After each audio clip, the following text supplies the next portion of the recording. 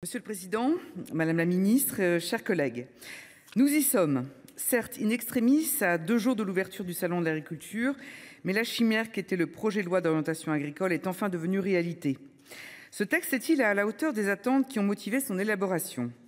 Présenté en réponse à la colère du monde agricole, exténué par la hausse des coûts de production, la baisse de compétitivité des productions, la multiplication et la complexification des normes et des procédures administratives et l'inquiétude face au renouvellement des générations d'actifs agricoles, cette loi d'orientation avait l'ambition de donner un cap clair permettant d'atteindre la souveraineté alimentaire. Ce cap, qui doit nous permettre de faire face à l'avenir, a-t-il été trouvé ? Nous permettra-t-il de nous adapter aux enjeux à venir, notamment dans le nouveau contexte international qui se dessine ? Simplification et pragmatisme, voici la méthode qui a été définie et le cap que nous devons suivre. L'agriculture est stratégique, nous devons la soutenir. Nous nous réjouissons que la version du Sénat ait été essentiellement reprise. Nos échanges ont été longs, tendus parfois, mais ils nous ont permis d'aboutir à une proposition certes incomplète, mais qui tend à apporter plus de souplesse aux agriculteurs. Certaines dispositions de ce texte, toutefois, semblent échapper à cette logique de simplification, ce qui laisse notre groupe un peu perplexe. Nous étions les seuls à nous abstenir à l'époque sur la proposition de loi en faveur de la gestion durable et de la reconquête de la haie. Ces dispositions, réintégrées à l'article 14 d'une loi visant à limiter la multiplication et la complexification des normes, nous interrogent. Nous resterons très attentifs à son application et aux remontées de terrain. Nous pouvons également regretter que les dispositions sur la compétence eau et assainissement n'aient pas été retenues en CMP. Toutefois, et c'est le point essentiel, il est fort heureux que la Chambre des collectivités ait pu à nouveau témoigner lors de la discussion ici en séance de son attachement à ce sujet essentiel. Je souhaitais également revenir sur un point. Toutes ces mesures de simplification doivent permettre de favoriser la transmission et l'installation. Et pour cela, il faut de la rentabilité économique pour nos exploitations.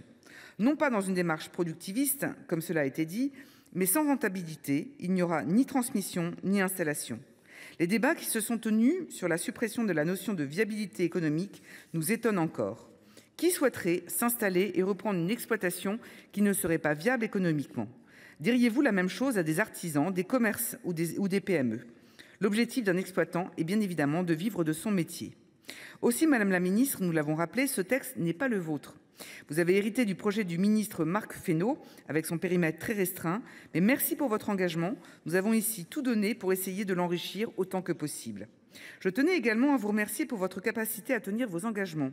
Mon collègue Vincent Louault, que j'excuse aujourd'hui, qui aurait dû être à ma place, échange en ce moment même avec vos services et ceux du ministère de la Transition écologique sur les zones humides, comme vous l'aviez proposé.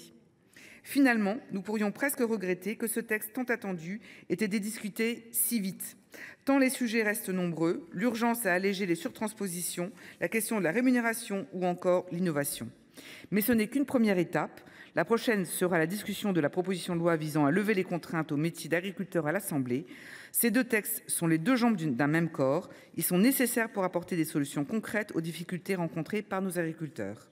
Pour conclure, nous pouvons nous réjouir que les débats de ces dernières semaines aient permis de réaffirmer que l'agriculture est stratégique pour la souveraineté de la nation. Cette qualité appelle une nouvelle méthode axée sur la simplification et le pragmatisme. Nous avons tâché de l'employer ici. Il est nécessaire désormais de l'appliquer à l'industrie, à l'énergie ou à nos PME, autres secteurs essentiels de notre économie. Vous l'aurez compris, notre groupe votera unanimement ce texte. Je vous remercie.